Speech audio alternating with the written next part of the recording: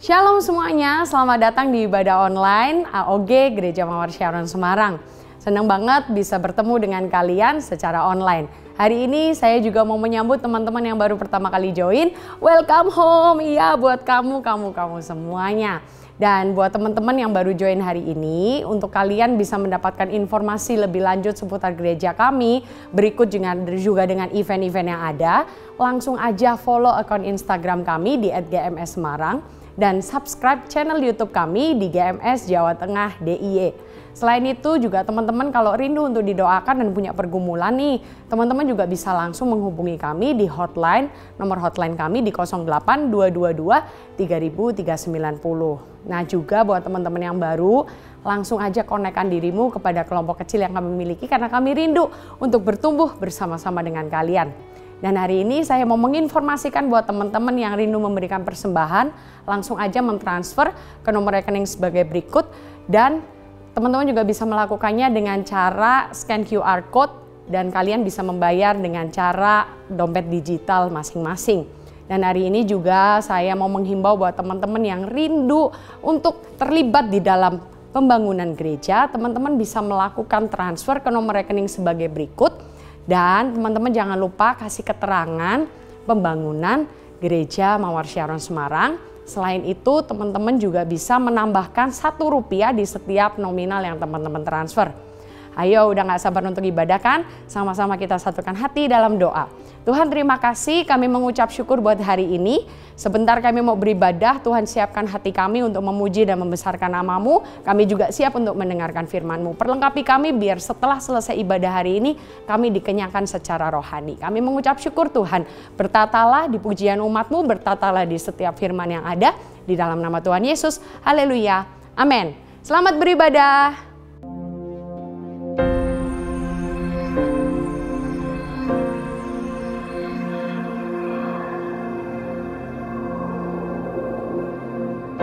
Orang yang suka memuji akan kuat roh doanya. Orang yang berdoa pasti berakhir memuji. Karena Allah bertata di atas pujian. Siapa memuji, Allah mengatasi hidupnya.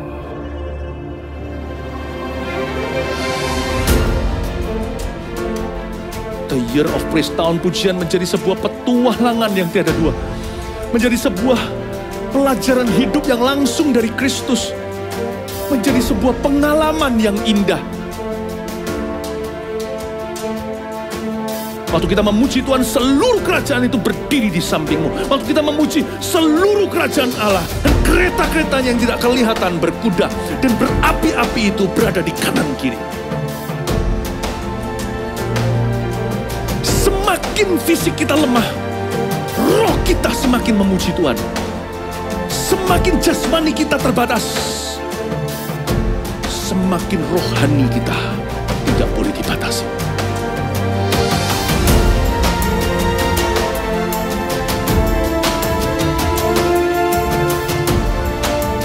Welcome to the Year of Praise and Provision. Mari kita mengizinkan Tuhan merajut rancangan yang belum pernah kita bayangkan.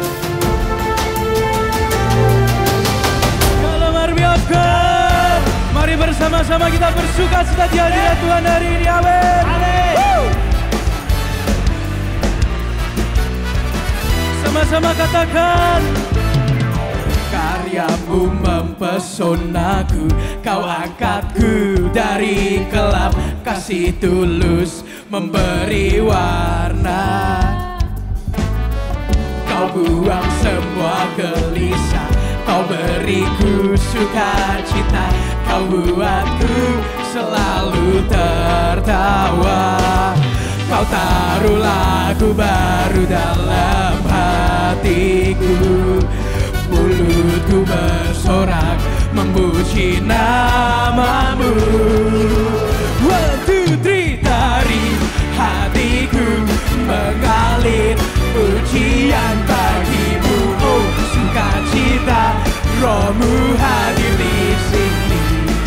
Dan ku menari memuji di hadapan-Mu Yesus. Sukacita, Roh-Mu hadir di sini. Biar sukacita Tuhan di tempat kita memuji Dia. Amin. Katakan lagi dari awal ya teman-teman. Karyamu mempesonaku, Kau angkatku dari kelam, kasih tulus memberi warna. Asik.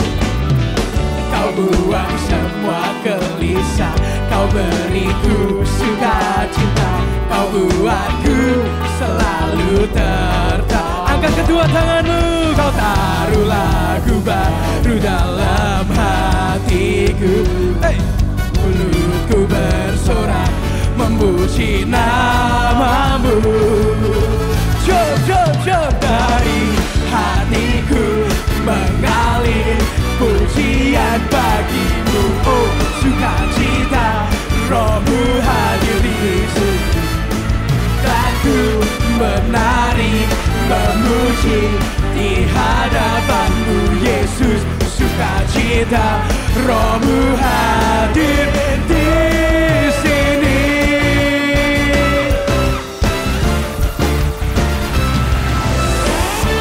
Kami percaya Tuhan, ada sukacita Tuhan yang memenuhi hidup kami setiap hari, setiap saat bersama Tuhan. Ada sukacita yang melimpah. Amin.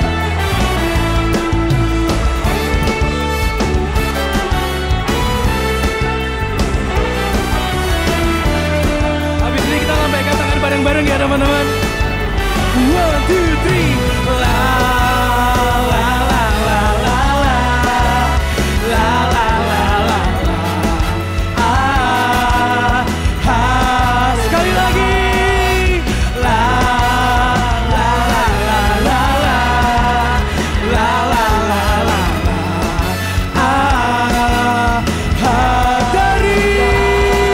Dari hatiku mengalir pujian bagimu. Oh sukacita Rohmu hadir di sini, dan ku menari memuji di hadapanmu Yesus. Sukacita Rohmu hadir di sini.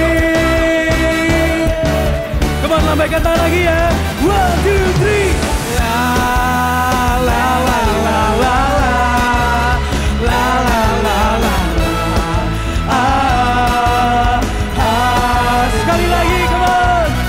La la la la la la la la la la.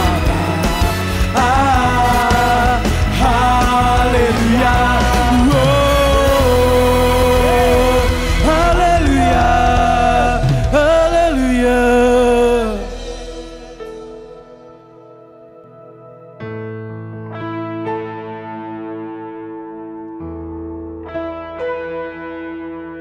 Terima kasih Tuhan. Hari ini kami memuji dan menyembah Engkau di dalam roh dan kebenaran ya Bapa. Biar hatimu disukakan melalui pujian kami ya Tuhan. Terima kasih Tuhan.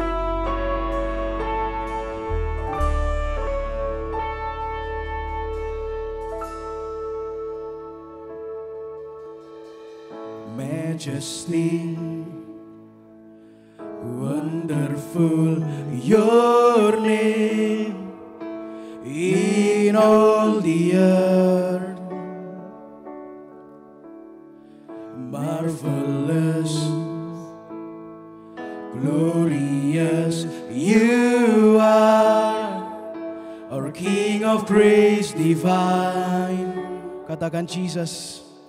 Jesus, name above all name we raise our voice in praise. Jesus, Jesus, blessed Redeemer, we lift our hand and say, katakan holy, holy.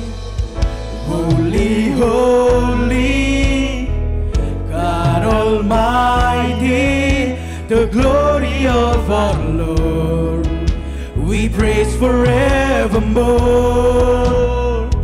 Faithful Savior, mighty tower, the glory of our Lord. We praise you forevermore.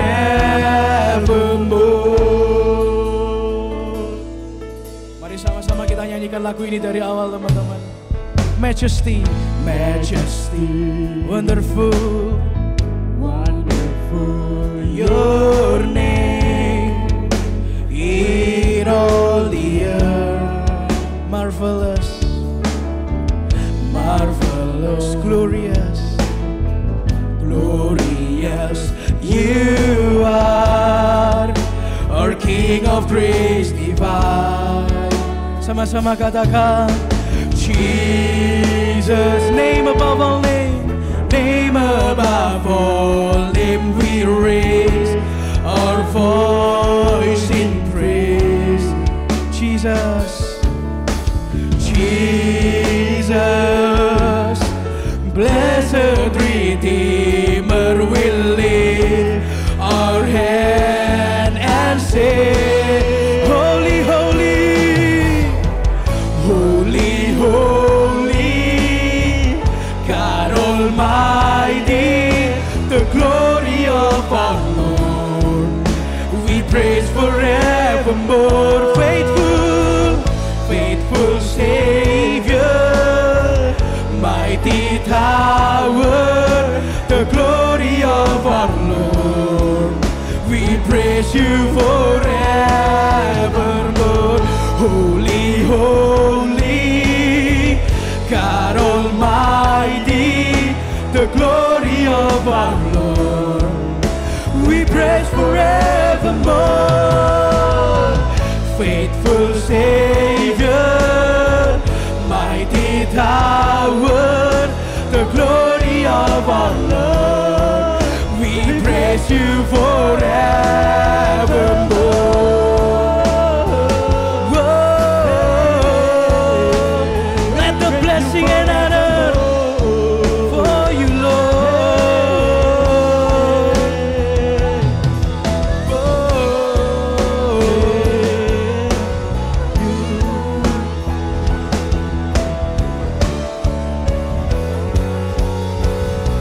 Sama-sama katakan blessing and honor, blessing and honor, glory and power, blessing and honor to you. Blessing and honor, blessing and honor, glory and power, blessing and honor to you. Come on, lift up your voice. Blessing and honor, glory and power, blessing and honor to you. Sekali lagi dengan suara yang terbaik, teman-teman katakan, blessing and honor, glory and power, blessing and honor to you. Holy, holy, God Almighty, the glory of our Lord, we praise forevermore. Faithful Savior, mighty tower, the glory of our Lord, we praise you forevermore. Dengan nada yang lebih tinggi lagi katakan, holy, holy, holy, holy, God Almighty, God Almighty, the glory of our Lord, we praise forevermore. Faithful Savior, mighty tower, the glory of our Lord, we praise you for holy, holy, holy,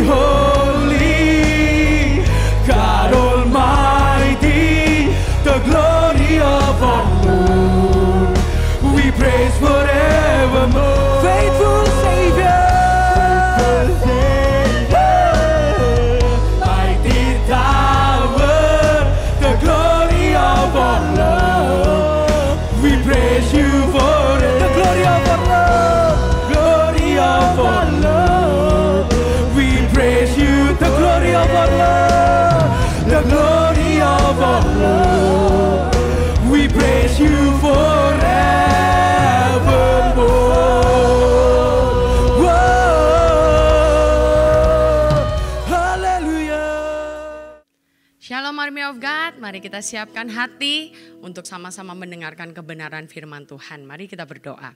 Bapa yang baik, terima kasih Engkau menyertai setiap kehidupan kami. Engkau Allah yang setia, kasih-Mu tidak berkesudahan ya Tuhan dalam hidup setiap jemaat AOG.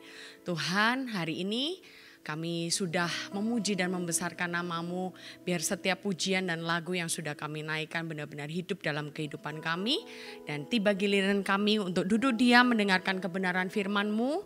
Allah Roh Kudus, berkata-katalah di tengah-tengah jemaat-Mu, di tengah-tengah setiap army of God.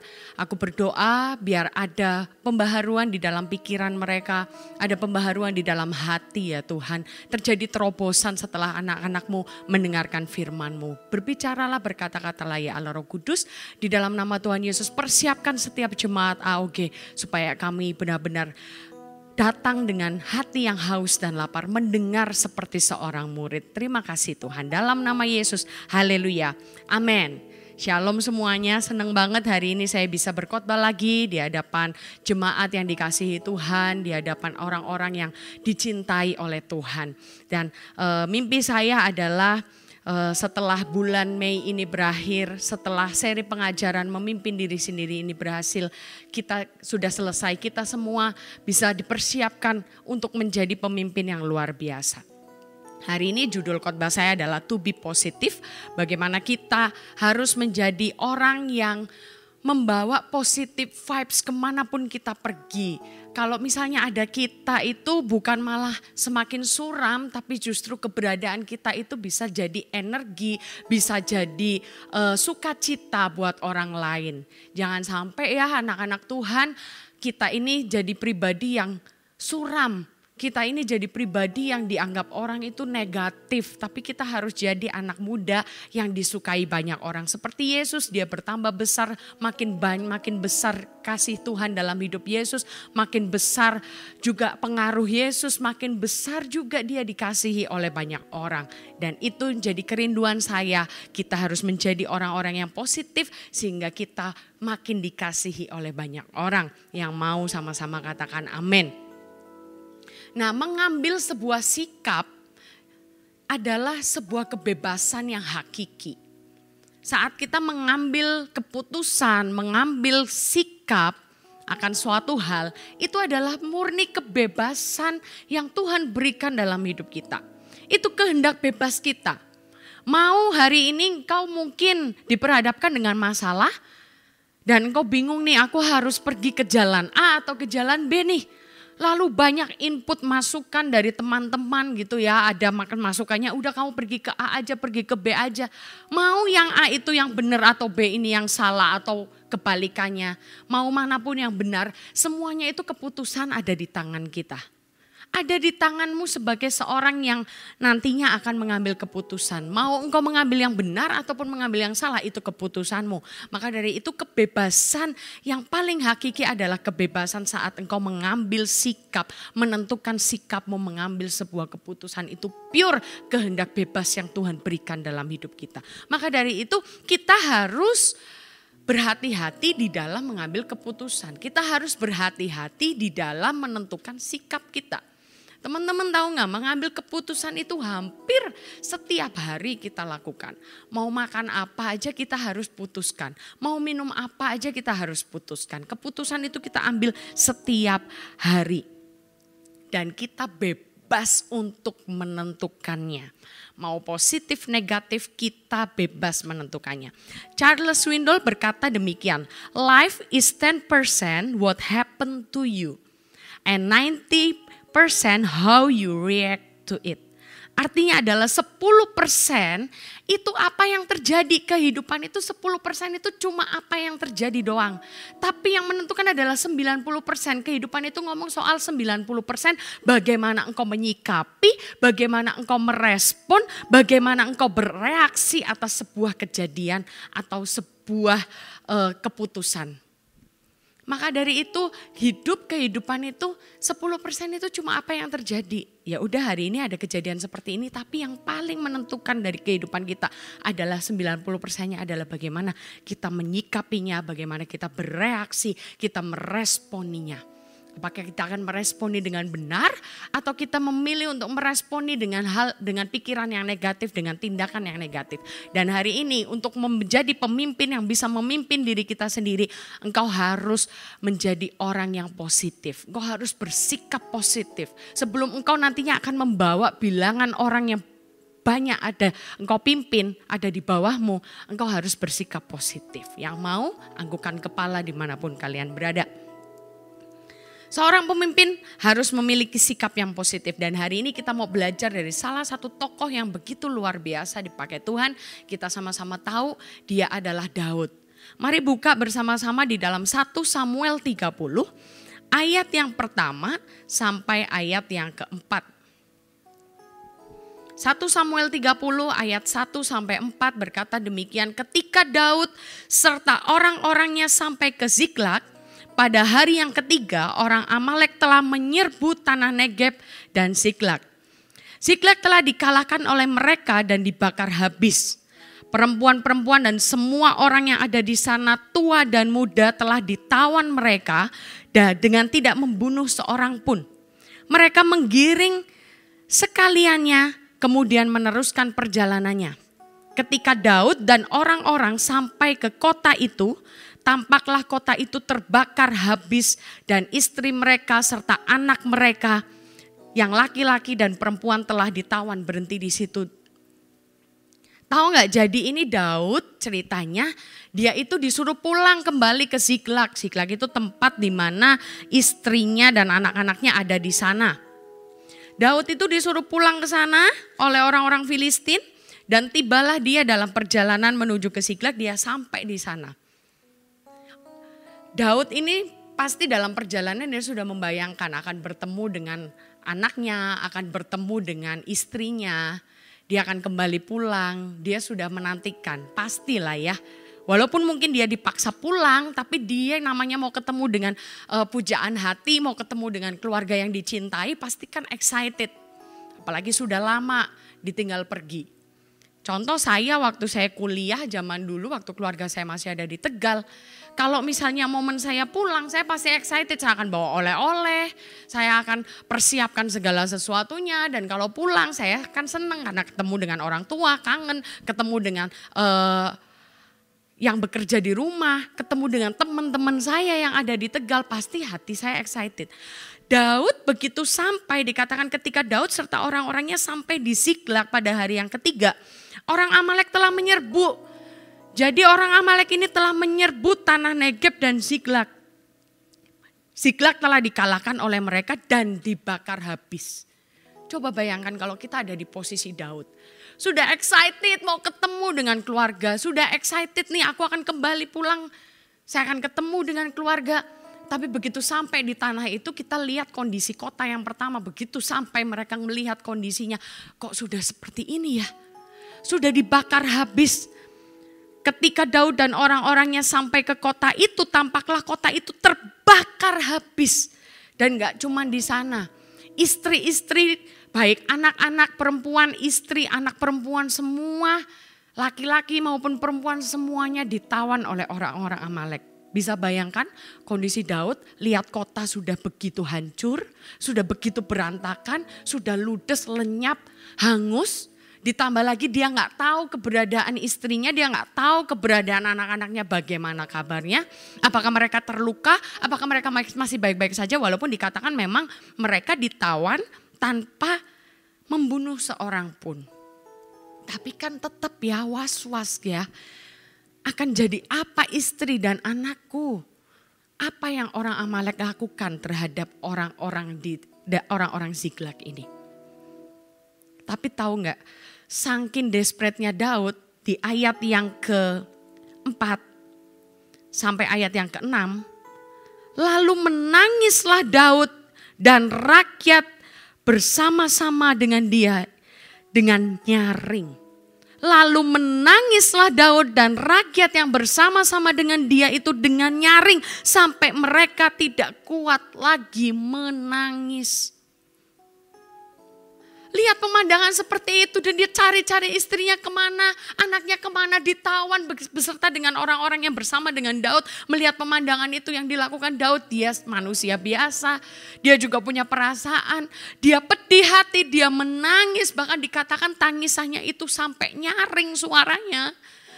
Berarti artinya dia itu benar-benar hatinya pedih, nyaring suaranya. Dan bahkan dikatakan dalam firman Tuhan sampai mereka, Daud dan orang-orang yang bersama dengan dia tidak kuat lagi menangis. Pasti teman-teman juga pernah merasakan kondisi yang benar-benar tertekan, terhimpit. Engkau lagi ngalami satu masalah yang begitu besar atau engkau sedang dilawat Tuhan sampai engkau menangis, sampai gak bisa lagi menangis.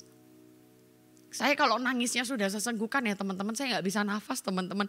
Karena mampet semua, sudah seperti itu ya. Tangisannya sudah sampai nggak bisa. Saya membayangkan, saya baca firman ini ya, saya langsung membayangkan, saya mendemonstrasikan di dalam pikiran saya mengimajinasikan, wah Daud dan beserta banyak orang menangis bersama-sama, sesenggukan bersama-sama sampai nggak kuat lagi menangis.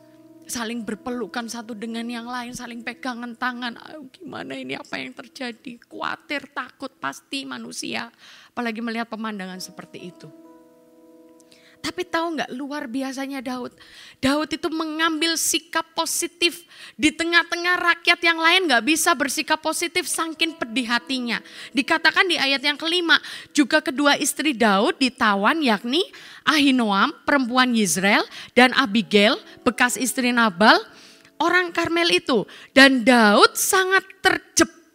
Karena apa? Responnya rakyat terhadap Daud itu mengatakan ingin melempari, bahkan rakyat ini pengen melempari Daud dengan batu. Benar-benar Daud ini di posisi yang gak enak, dia terhimpit. Dia sebagai seorang pemimpin, dia gak tahu dia terhimpit, dia gak tahu lagi. Dia juga harus bersikap kuat, dia harus benar-benar memenangkan dirinya dia sendiri. Sebelum dia memimpin orang lain, dia harus berpikir positif dulu. Dan tahu gak, luar biasa, saya ada di posisi Daud, saya belum tentu bisa seperti ini. Dia orang yang luar biasa. Di ayat yang ke-6 yang saya lanjutkan. Rakyat mengatakan hendak melempari dia dengan batu. Seluruh rakyat itu telah pedih hati, masing-masing karena anak laki-laki dan perempuan. Tetapi Daud menguatkan kepercayaannya kepada Tuhan Allahnya. Tetapi Daud menguatkan kepercayaannya kepada Tuhan Allahnya. Dia tahu satu-satunya di saat terhimpit dan tidak ada jalan. Daud tahu benar kalau dia harus menguatkan kepercayaan imannya bukan kepada orang-orang yang ada di samping kanan kirinya, juga bukan kepada dirinya sendiri. Karena dia pemimpin, dia merasa aku sudah cukup kuat, aku pasti bisa. No, yang dia lakukan adalah dia menguatkan kepercayaannya kepada Tuhan. Dia masih akan tetap percaya kalau Tuhan pasti akan menyertainya. Itu yang Daud lakukan. Ini hebat banget, di tengah terhimpit, bahkan rakyatnya semua pengen lempari dia dengan batu, padahal dia sendiri adalah korban. Daud ini enggak playing victim, enggak. Dia enggak bersikap sebagai korban, enggak. Tapi dia memang korban. Anak istrinya juga ditawan. Dia juga merasakan pedih hati yang dirasakan oleh rakyat yang lain.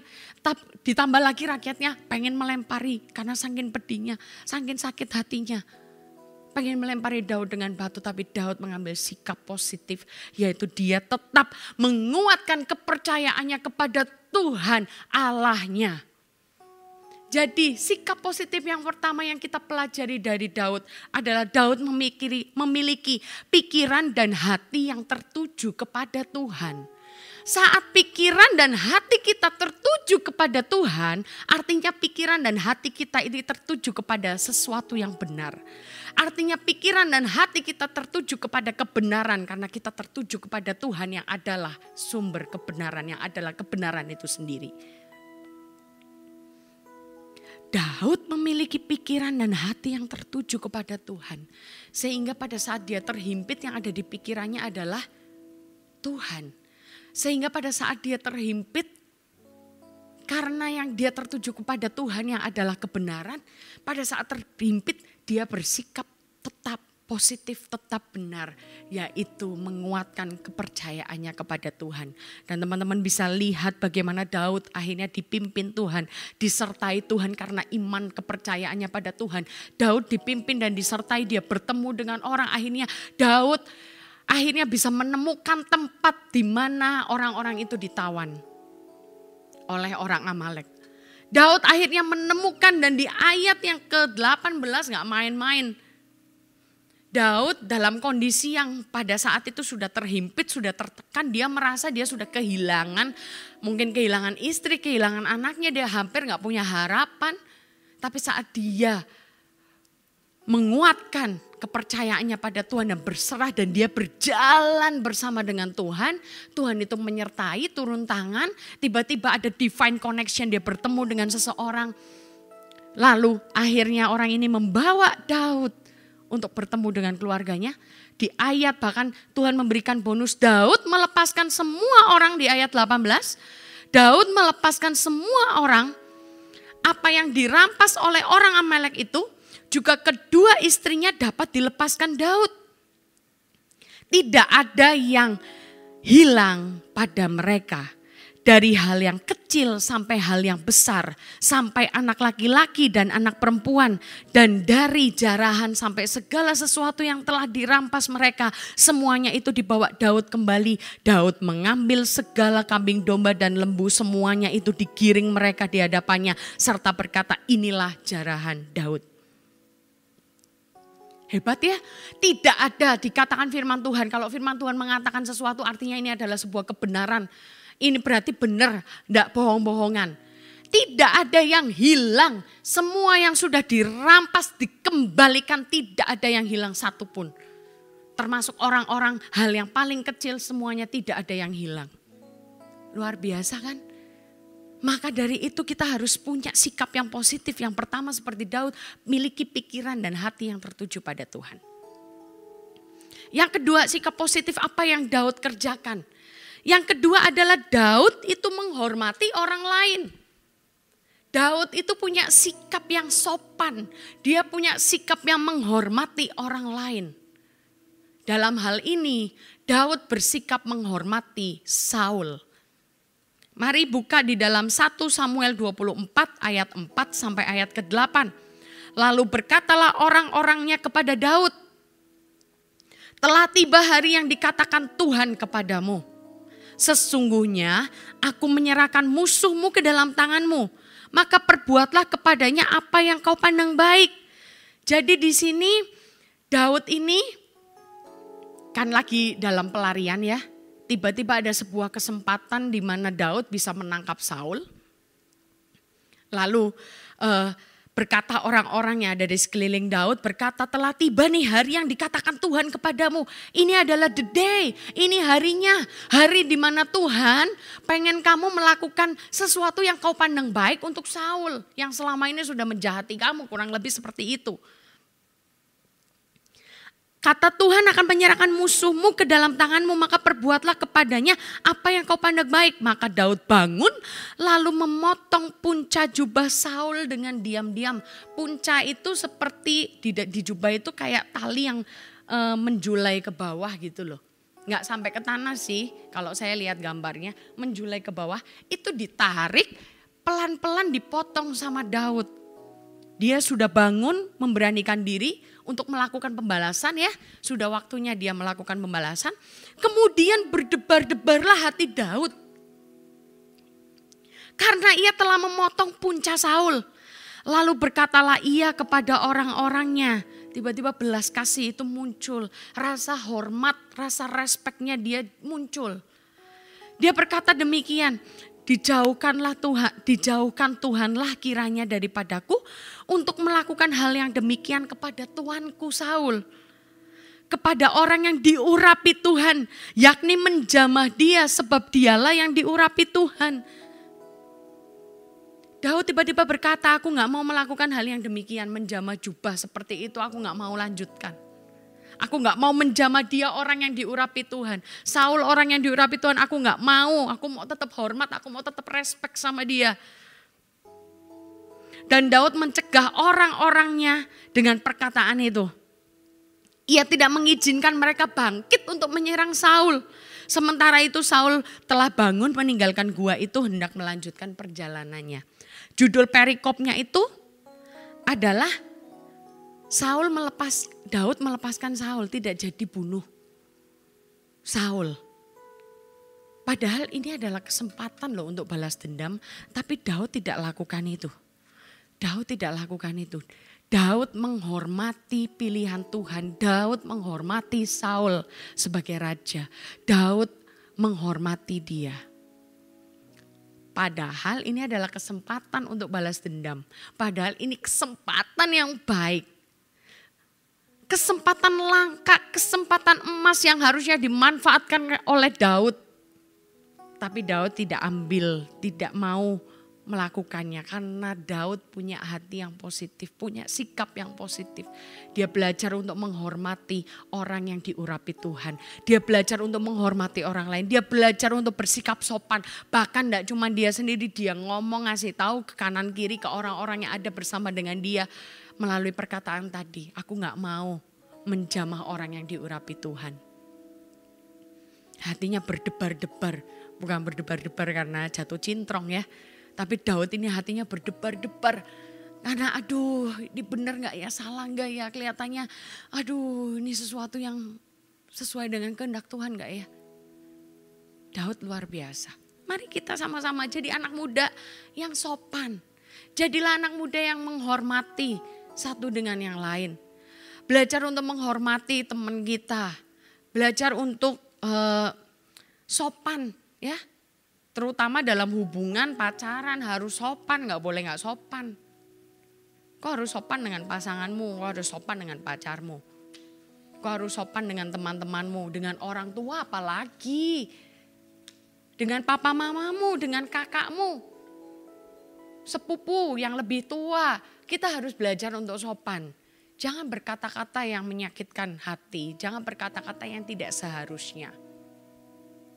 Bersikaplah seperti anak-anak Allah, yaitu anak-anak yang saling menghormati satu dengan yang lain. Bersikap sopan satu terhadap yang lain, yang mau sama-sama katakan yes, yes, yes.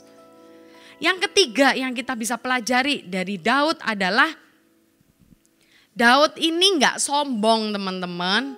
Daud ini gak sombong, dia gak merasa diri hebat dengan kekuasaan yang ada.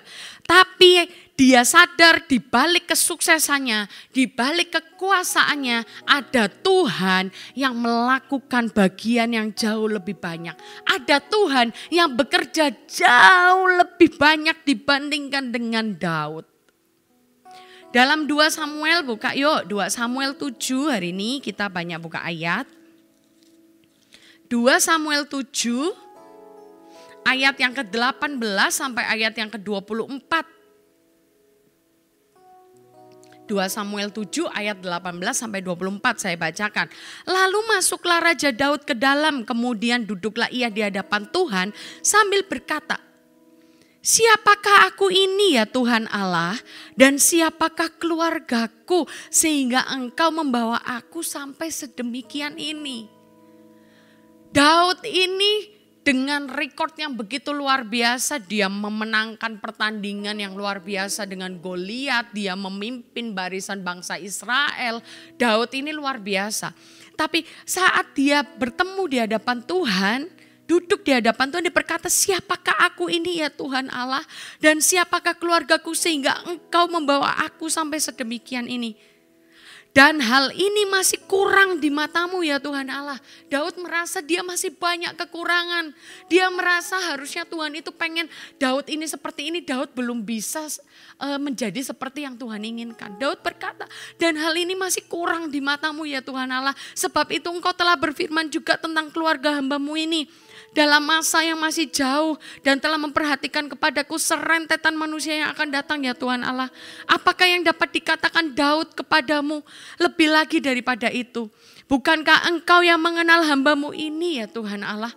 Daud ini kayak lagi ngomong, Tuhan Engkau kan yang paling tahu ya kemampuanku. Engkau kan yang paling tahu batasku. Engkau yang paling tahu segala hal yang menjadi kekuatanku itu apa, kelemahanku itu apa. Tuhan Engkau yang paling tahu kondisi keluargaku. Engkau yang mengenal hamba-Mu ini ya Tuhan Allah. Oleh karena firman-Mu dan menurut hati-Mu, Engkau telah melakukan segala perkara yang besar ini dengan memberitahukannya kepada hamba-Mu ini. Daud sadar betul kalau dia itu cuma alat. Segala sesuatu yang hebat, segala sesuatu yang luar biasa yang Daud kerjakan, itu semua gak lepas daripada Tuhan. Tidak lepas daripada tangan Tuhan yang begitu hebat. Dikatakan perkara yang besar ini, segala hal yang luar biasa ini, Engkau yang berfirman kepadaku, aku ini cuma alat. Terus Daud melanjutkan, sebab itu Engkau besar ya Tuhan Allah, sebab tidak ada yang sama seperti Engkau dan tidak ada Allah selain Engkau menurut segala yang kami tangkap dengan telinga kami. As long as dia hidup, selama dia mengerjakan segala sesuatunya, dia tidak pernah dengar di telinganya orang-orang kanan kirinya Daud gak pernah dengar. Hanya Tuhan satu-satunya Allah yang besar dan benar-benar terbukti. Daud mengutarakan ini. Selanjutnya, dan bangsa manakah di bumi seperti umat-Mu Israel yang Allahnya pergi membebaskannya menjadi umatnya. Untuk mendapatkan nama baginya dengan melakukan perbuatan-perbuatan yang besar dan dahsyat bagi mereka. Dan dengan menghalau bangsa-bangsa dan para Allah mereka dari depan umatnya. Engkau telah mengokohkan bagimu umat-Mu Israel menjadi umat-Mu untuk selama-lamanya. Dan Engkau ya Tuhan menjadi Allah mereka. Daud sama sekali dia Tuhan aku tuh cuman alat, aku tuh enggak ada peran apapun di sini, aku tuh cuma alat. Semuanya itu perannya Tuhan. Dia gak sebutkan tuh tentang apa yang sudah dia lakukan. Padahal setiap apapun yang Daud kerjakan itu sesuai dengan tuntunan Tuhan. Tapi Daud gak ambil itu. Judul perikopnya adalah doa syukur Daud. Daud ini benar-benar pure, dia berkata bukan aku tapi Engkau Tuhan. Aku gak layak, siapakah aku? Sampai ngomong bahwa aku sampai sedemikian, siapa keluargaku? Daud ini gak sombong, dia benar-benar merendahkan hati. Bahkan kalau teman-teman tahu pada saat kejatuhannya Daud, pada saat jatuh dalam dosa perzinahan dan Daud juga membunuh, pada saat dia ada di titik kejatuhannya, Daud masih bisa menuliskan di Mazmur 51, dia mencurahkan segala pengakuan dosanya di hadapan Tuhan. Di Mazmur 51 teman-teman bisa baca bagaimana Daud itu berkata, tahirkanlah aku ya Tuhan. Aku ini kotor, aku ini dipenuhi dengan banyak dosa. Seorang Daud, dia mampu, dia mau, dia benar-benar rela, dia bertobat di hadapan Tuhan, dia mengakui setiap kesalahannya dia. Dia gak sombong dengan apa yang sudah dia capai, kesuksesan dia benar-benar tahu betul kesuksesannya. Segala apapun yang sudah dia raih, Daud tahu, benar-benar tahu kalau semuanya karena Tuhan. Campur tangan Tuhan. Dia bersikap rendah hati dengan mengakui kesalahannya di tengah-tengah kejatuhannya yang begitu memalukan. Dalam Amsal 21 ayat yang keempat dikatakan demikian firman Tuhan. Mata yang congkak dan hati yang sombong yang menjadi pelita orang fasik adalah dosa. Jelas sekali kesombongan itu adalah sebuah dosa. Jelas sekali. Kalau kita pengen menjadi pemimpin yang dipakai luar biasa. Kalau kita pengen berhasil memimpin diri kita sendiri. Ayo latih, belajar dari Daud. Jangan jadi pribadi yang sombong. Jangan jadi pribadi yang congkak. Karena itu adalah dosa di hadapan Tuhan. Mari sama-sama rendahkan hati kita. Jangan merasa hebat. Daud basically dia orang yang terampil. Dia pandai melakukan segala sesuatu. Tapi Daud gak mau mengakui itu. Kalaupun dia mengakui itu semua karena Tuhan. Di balik segala sesuatunya ada pribadi Tuhan yang luar biasa. Yang menuntun dan memimpin kehidupannya. Poin yang ketiga, jangan sombong. Sikap yang positif berikutnya adalah jangan sombong. Lalu yang keempat yang kita bisa pelajari dari seorang Daud adalah semangat. Sikap positif yang berikutnya adalah passionate. Dia itu semangat. Daud ini adalah orang yang bersemangat. Gimana gak bersemangat? Setiap kali puji Tuhan aja dia menari-nari seperti orang gila. Gimana gak bersemangat? Dia bersorak-sorai. Gimana gak bersemangat dia? Dia yang gak punya kekuatan. Dia ini gak terampil berperang ya. Tapi dia semangat untuk mengalahkan Goliat. Dia ini benar-benar masih kemerah-merahan. Tapi dia semangat untuk ambil bagian yang begitu besar. Gimana dia gak semangat? Dia ini memulihkan orang-orang yang ada di Gua Adulam. Orang-orang yang lemah, orang-orang yang dalam kondisi terpuruk yang ada di Gua Adulam. Daud ini punya sikap yang positif, dia ini bersemangat. Apalagi kita anak muda, tahu gak kolamnya anak muda itu adalah yang tidak bisa ditemukan di tempat lain itu adalah kekuatannya adalah passion. Anak muda kok harus bersemangat, jangan loyo. Jangan kalau misalnya engkau beribadah seperti pada saat ibadah umum aja masih tetap semangat. Apalagi engkau anak muda, engkau harus lebih berapi-api, lebih bersemangat. Yang mau sama-sama katakan haleluya, yang kenceng haleluya gitu. Kita harus bersemangat. Tahu nggak kenapa kok Daud ini bisa bersemangat sih? Kenapa kok Daud bisa segitu semangatnya? Karena yang pertama Daud itu kenal siapa Tuhannya. Daud itu tahu siapa Tuhannya, maka dari itu Daud itu berani. Mana Goliat, aku maju aja lawan dia. Di tengah-tengah semua orang ketakutan karena badannya Goliat begitu besar. Daud yang kemerah-merahan yang kecil ini tiba-tiba dia ambil bagian itu. Aku mau kalahkan Goliat. Kenapa kok Daud bisa bersemangat seperti itu? Karena Daud kenal siapa Tuhannya. Daud tahu future-nya bersama dengan Tuhan itu akan jadi seperti apa. Daud tahu hasil akhirnya saat dia berperang dia pasti akan menang.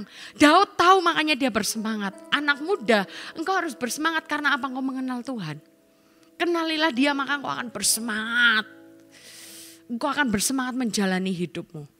Engkau akan bersemangat saat engkau berdoa. Engkau akan bersemangat saat engkau memuji Tuhan. Karena apa? Karena saat engkau memuji Tuhan ada ikatan-ikatan yang dilepaskan. Engkau akan bersemangat berdoa. Karena apa? Itu membangun kedekatanmu dengan Tuhan. Kedekatan dengan Tuhan itu akan membawa engkau melihat perkara-perkara yang ajaib. Melihat janji-janji Tuhan itu tergenapi dalam hidup kita. Daud bersemangat karena dia kenal siapa Tuhannya. Yang berikutnya Daud bersemangat karena Daud ini enggak feel alone. Daud ini enggak merasa sendirian. Kok bisa? Daud ini punya Yonatan, sahabat yang luar biasa. Yonatan ini adalah anaknya Saul. Dan Yonatan ini sudah memenangkan banyak pertandingan. Banyak peperangan itu Yonatan sudah jadi pahlawannya. Tapi giliran Daud ini mengalahkan Goliat, tampil dengan spektakuler kebesaran Tuhan. Dan akhirnya pahlawannya ganti Daud. Tapi Yonatan ini tidak iri. Karena apa? Yonatan itu tahu visinya Daud. Karena Yonatan itu tahu hatinya Daud sama Tuhan itu gimana. Karena Yonatan tahu Daud bisa menang karena Allah yang besar menyertainya. Yonatan ini tahu Daud kenapa berani. Karena Daud percaya. Memperkuat kepercayaannya kepada Tuhan. Yonatan ini gak iri sama Daud karena tahu Daud itu punya hati yang positif. Pikiran dan hatinya tertuju pada Tuhan. Yonatan ini tahu siapa Daud, dia ngerti kan. Makanya Yonatan gak iri. Bahkan dikatakan Yonatan ini di 1 Samuel 18, 1-5. Ketika Daud habis berbicara dengan Saul, berpadulah jiwa Yonatan. Padahal biasanya Yonatan ini kan secara mendadak nih dilengser nih. Saul tiba-tiba matanya tertuju kepada Daud. Tapi Yonatan tidak iri. Malah dikatakan berpadulah jiwa Yonatan dengan jiwa Daud. Dan Yonatan mengasihi Daud seperti jiwanya sendiri. Wow. Pada hari itu Saul membawa dia dan tidak membiarkannya pulang ke rumah ayahnya. Yonatan mengikat perjanjian dengan Daud. Karena ia mengasihi dia seperti dirinya sendiri. Diulangi lagi. Yonatan mengasihi Daud seperti dirinya sendiri. Yonatan menanggalkan jubah yang dipakainya. Yonatan menanggalkan jubah, anak raja ini menanggalkan jubah, memberikannya kepada Daud. Juga baju perangnya, sampai pedangnya, panahnya, dan ikat pinggangnya diserahkan pula kepada Daud. Gimana Daud nggak ini bersemangat karena ada yang mendukung dia. Daud ini nggak merasa sendirian. Daud nggak merasa nggak lonely gitu ya. Daud ini merasa dikasihi, dicintai, di-care sama si Yonatan. Makanya Daud ini dia bersemangat. Lalu dikatakan Daud maju berperang dan selalu berhasil kemanapun juga Saul menyuruhnya. Sehingga Saul mengangkat dia mengepalai para prajurit. Hal ini dipandang baik oleh seluruh rakyat dan juga oleh pegawai-pegawai Saul. Penting bagi kita memiliki orang yang dapat dipercaya. Penting bagi kita untuk gak hidup sendirian. Dan teman-teman, kalau engkau merasa sendirian, segera hubungi hotline kami di 08222 3390. Atau engkau bisa DM di Instagram GMS Semarang. Engkau bisa mungkin komen di YouTube-nya kita di GMS Jawa Tengah DIY. Engkau bisa kontak mungkin teman-teman yang hari ini ngajakin kamu CG, atau engkau tahu temanmu yang benar-benar berpaut kepada Tuhan. Engkau itu gak boleh merasa sendirian karena engkau memang gak sendirian. Ada kita. Saya memperkenalkan komunitas yang kami miliki, namanya adalah Connect Group CG. Hubungi kami, buat teman-teman yang kau mendengar dan kau merasa sendirian, hubungi kami. Kami siap jadi teman kalian. Kami siap jadi Yonatan bagi engkau. Kami siap jadi partnermu. Bisa lihat di layar, saya senang banget dengan komunitas CG yang kami miliki. Di dalam CG kita bisa saling mendoakan satu dengan yang lain. Bisa lihat foto-fotonya ya teman-teman. Di dalam CG kita bisa saling sharing satu dengan yang lain. Ngobrol dari A sampai Z. Biasanya sepulang ibadah atau selesai CG, dulu waktu sebelum pandemi gitu ya, kita sering pulang nongkrong, habis ibadah kita nongkrong, lalu kita bercerita panjang lebar, yang si A curhat yang lain mendengarkan, lalu si B curhat yang lain juga mendengarkan, yang tadinya mendengarkan lalu dia bercerita berganti-gantian demikian. Setelah selesai ibadah biasanya saya suka pindah-pindah dari satu mall ke mall yang lain untuk bisa ketemu dengan rombongan yang ini, rombongan yang sono, rombongan yang ini. Saya akan bergilir gitu ya. Nanti pada saat saya kesana nggak cuman kita hahaha aja, penting hahaha anak muda, tapi pada saat kita duduk bersama, mereka itu banyak menanyakan banyak hal tentang life, tentang kuliah, tentang pekerjaan, tentang pasangan hidup, tentang hubungan relationship. Mereka bertanya banyak hal kepada saya, kepada pemimpin-pemimpin yang ada di situ. Mereka memanfaatkan waktu yang ada untuk saling sharing, saling menguatkan satu dengan yang lain. Kita bisa di foto ini nanti akan tampil jalan-jalan bersama. Foto-foto bareng, kita hunting foto lah, kita pergi keluar kota, kita touring bersama-sama, hangout bareng-bareng. Begitu menyenangkan, maka dari itu untuk engkau bisa punya sikap yang positif, bersemangat seperti Daud. Pastikan engkau hidup di dalam komunitas yang benar. Bergabunglah dengan CG, bergabunglah dengan komunitas yang ada. Ayo kita bertumbuh bersama-sama, menyenangkan. Online pun kita masih tetap bersama-sama. Curhat-curhatan, sharing-sharingan, video call dan lain sebagainya. Banyak platform yang bisa kita pakai. Nanti ya, kalau kita sudah melewati pandemi ini, kita akan berkumpul lagi. Kita akan bisa saling merangkul, memeluk satu dengan yang lain. Yang pastinya cewek dengan cewek, cowok dengan cowok ya. Kita bisa ketemu di dalam hadirat Tuhan bersama-sama. Indah ya. Komunitas itu yang bikin kita bersemangat. Maka dari itu, ayo yang belum dapat komunitas, bergabunglah dengan komunitas. Dan gak usah jauh-jauh, ada komunitas yang kami miliki, Connect Group. Kami tunggu loh, saya tunggu loh kalian join. Amin. Dan yang berikutnya adalah poin yang kelima yang kita bisa pelajari dari Daud adalah Daud punya hati yang memaafkan. Ini penting. Hati yang memaafkan. Ada sebuah tradisi yang dianut pada zaman dulu di bangsa Israel, raja yang menang itu harus membunuh keluarga dari raja yang dikalahkan. Jadi ada tradisi kebiasaan di mana raja yang menang itu harus bunuh semua keluarga musuh. Keluarga dari raja yang barusan dikalahkan. Kenapa? Karena keluarga kalau masih hidup bisa jadi ancaman. Yang kedua bisa akan terjadi pemberontakan di kemudian hari. Pada saat Daud memenangkan pertandingannya, yang Daud lakukan, dia tidak membunuh keluarga-keluarganya. Daud punya hati yang memaafkan. Daud mau tidak adil seperti apa, Daud sudah dicurangi seperti apa, Daud sudah dijahati seperti apa oleh Saul. Tapi Daud memilih tadi tidak balas dendam, tapi dia juga memaafkan. Kok bisa? Dari mana? Mari buka di dalam 2 Samuel 9 ayat 1 sampai 9. 2 Samuel 9 ayat 1 sampai 9. Kita tadi sama-sama tahu ya, Daud dan Yonatan itu bersahabat. Yonatan itu anaknya Saul. Dan nanti Yonatan itu punya anak. Anaknya namanya adalah Mephiboset. 2 Samuel 9 ayat 1 sampai 9, berkatalah Daud, masih adakah orang yang tinggal dari keluarga Saul? Ini setelah Daud memenangkan pertandingan, dia menang. Ini yang dikatakan Daud, masih adakah orang yang tinggal dari keluarga Saul? Keluarganya Saul masih ada enggak? Maka aku akan bukan membalas dendam, bukan membunuh. Tapi yang dikatakan, maka aku akan menunjukkan kasihku kepadanya oleh karena Yonatan.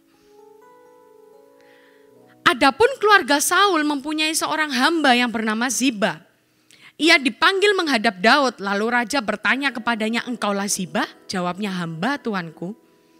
Kemudian berkatalah raja, tidak adakah lagi orang yang tinggal dari keluarga Saul? Aku loh hendak menunjukkan kepadanya kasih yang dari Allah.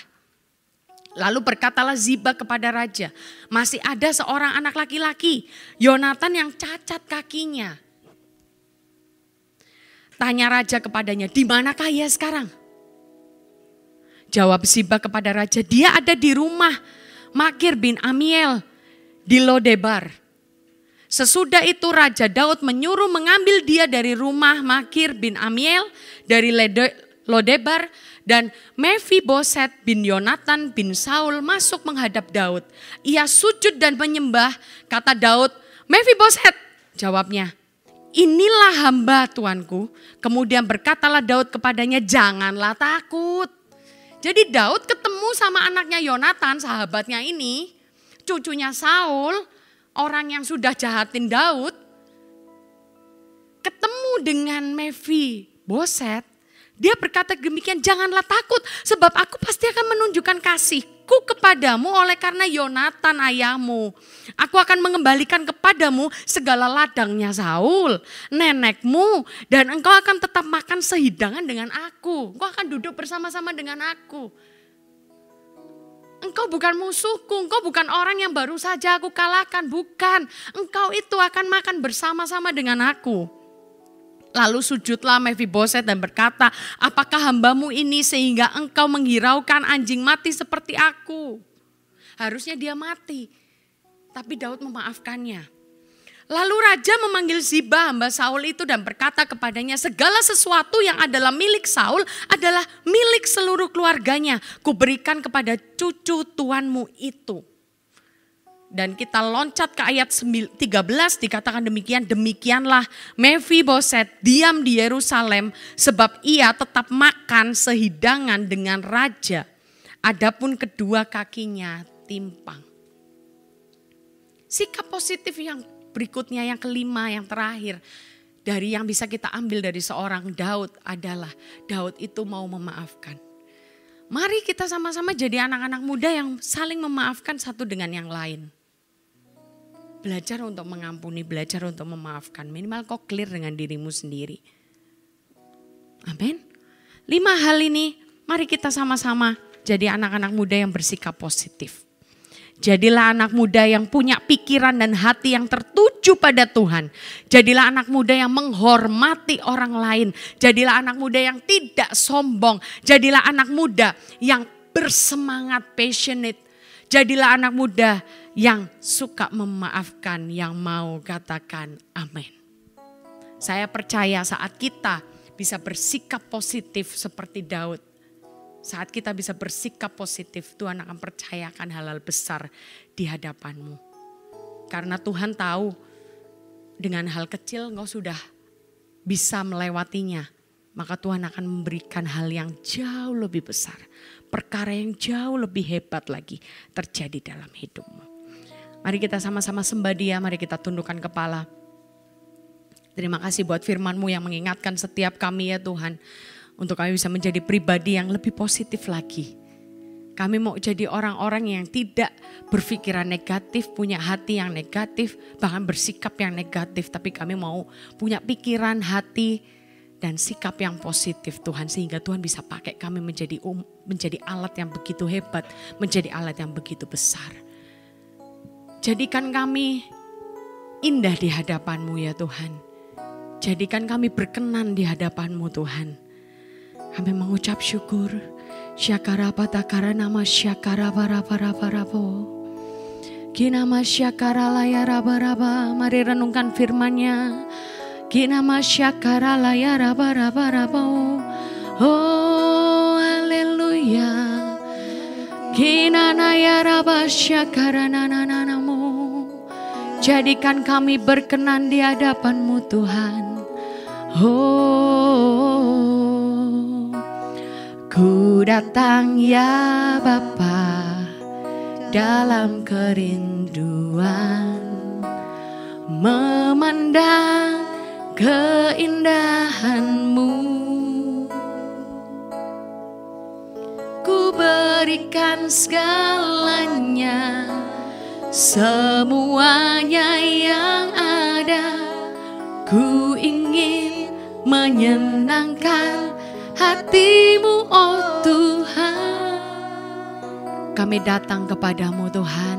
Ku datang ya. Bentuk hati setiap kami ya Tuhan.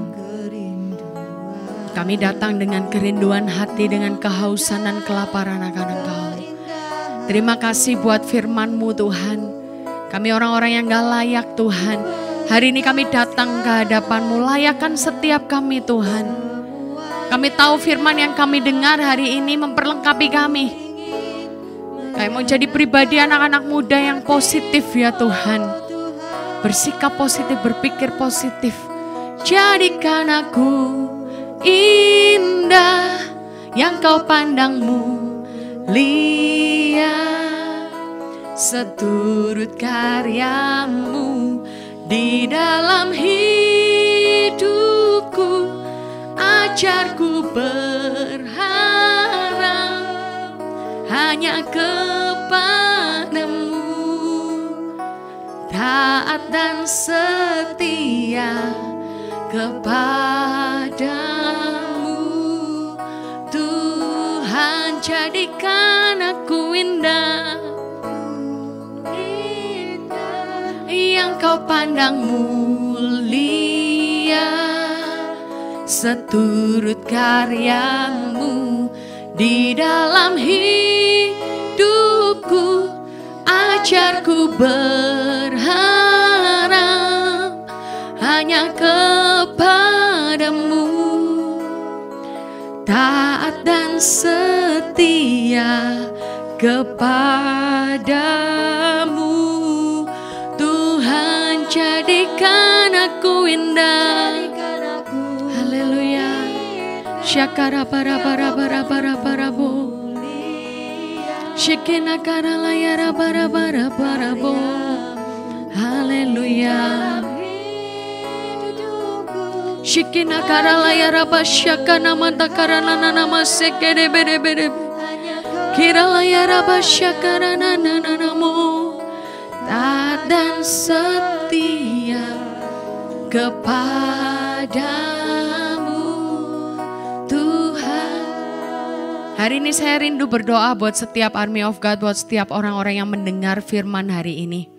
Saya rindu mendoakan kalian, kalau mungkin dari 5 hal tadi engkau merasa engkau masih belum bisa melakukan bahkan semua poin. Engkau merasa pikiran dan hatimu selama ini jauh dari Tuhan, tidak tertuju kepada sang kebenaran itu.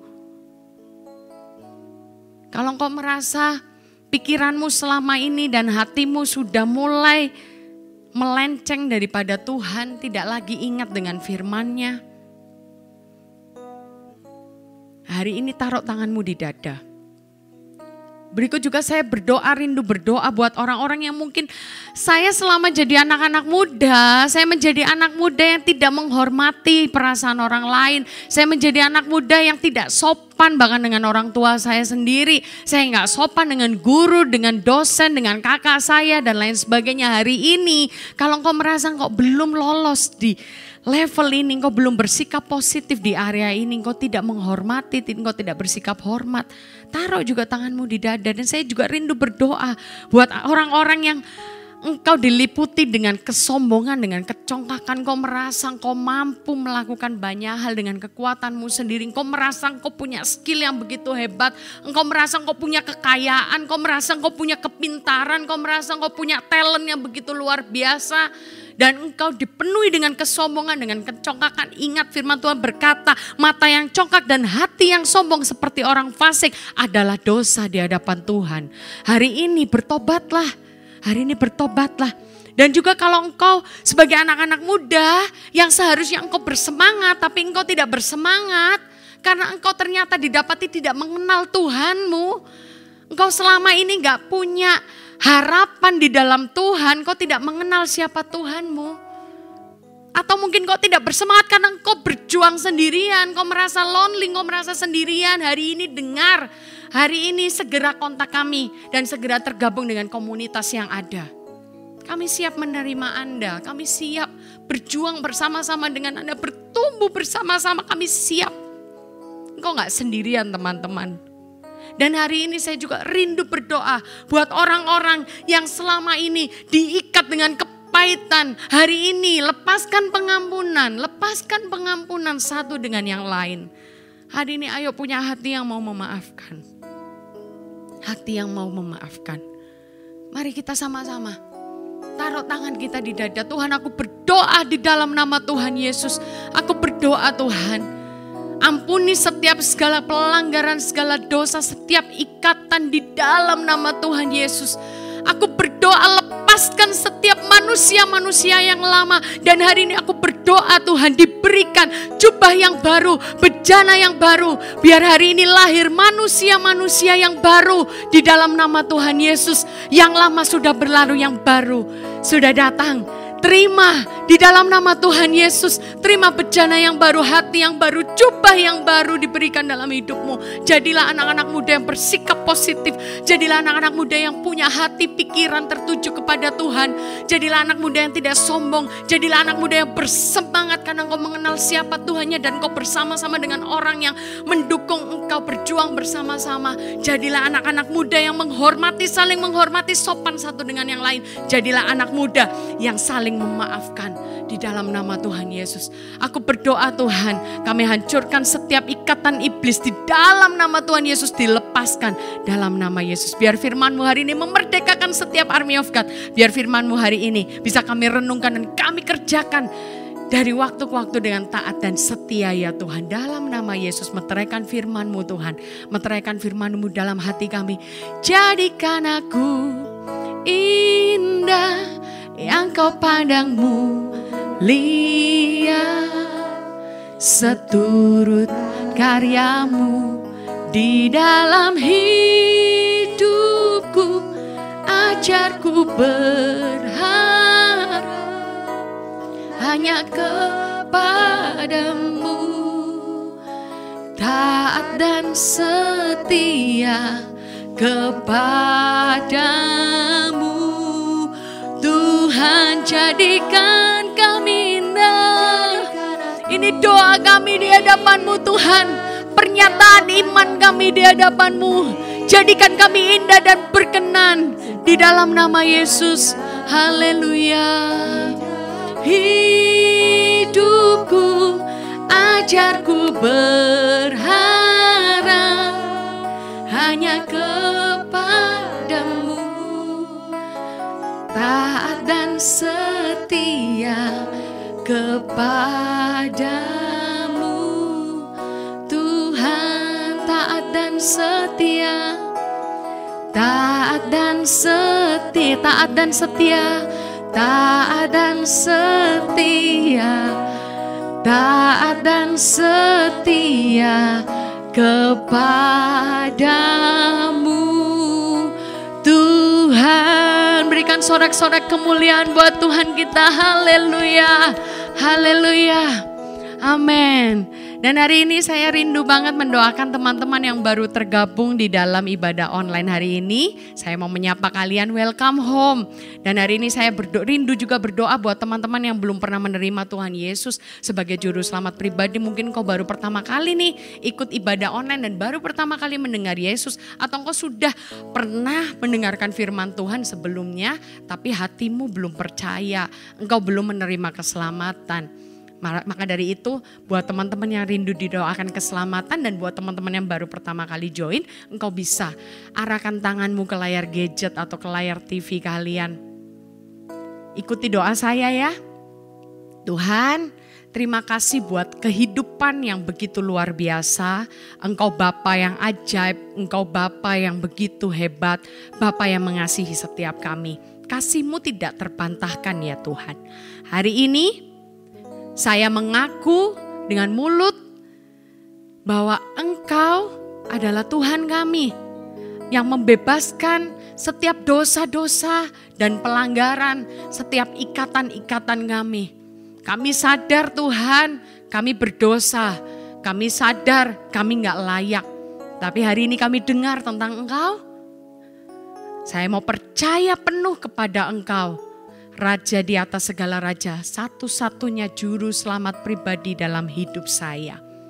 Masuk Tuhan, penuhi dan pimpin hidup saya dari hari ini sampai selama-lamanya. Di dalam nama Tuhan Yesus, terima kasih ya Tuhan. Haleluya, amin. Congratulations buat kalian yang baru saja didoakan dan kami rindu mengenal kalian lebih dalam lagi. Dan kami juga pengen kalian kepoin kami. Maka dari itu jangan lupa untuk klik link welcome home di atas sehingga kau bisa mencari tahu lebih banyak tentang kami dan kami juga bisa mengenal kalian lebih lagi. Mari tergabung dengan connect group yang ada seperti yang tadi di firman Tuhan juga saya sampaikan. Kami rindu welcome kalian, kami pengen bertumbuh bersama-sama dengan kalian. Oke, dan tiba saatnya Army of God, mari angkat kedua tanganmu, terima berkat yang terbaik daripada Tuhan. Jadilah anak muda yang luar biasa, jadilah anak muda yang passionate, jadilah anak muda yang punya sikap yang positif. Engkau menjadi anak muda yang gak sombong, engkau bersemangat, engkau punya pikiran dan hati yang tertuju pada Tuhan. Engkau menghormati orang lain, engkau menjadi anak muda yang sopan, engkau menjadi anak muda yang saling memaafkan. Terimalah berkat yang terbaik daripada Allah Bapa, Allah Putra, Allah Roh Kudus dari hari ini sampai selama-lamanya. Dia Allah yang akan menyertaimu. Haleluya. Amin. Selamat hari Minggu. God bless you all. Bye-bye.